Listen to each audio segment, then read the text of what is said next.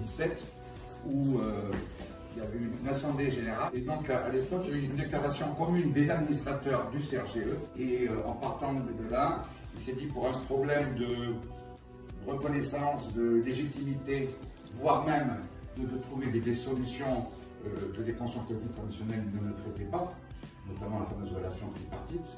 Et donc ils avaient mandaté cet AG, le CRGE, pour avancer, entre autres, sur un accord collectif régional. On est parti sur quelques grands principes suite à une réunion de novembre 2017 pour échanger sur les bonnes pratiques. Et l'idée était de dire, on ne va pas faire quelque chose ex nihilo, partir de rien, mais bien de partir des bonnes pratiques des DGE.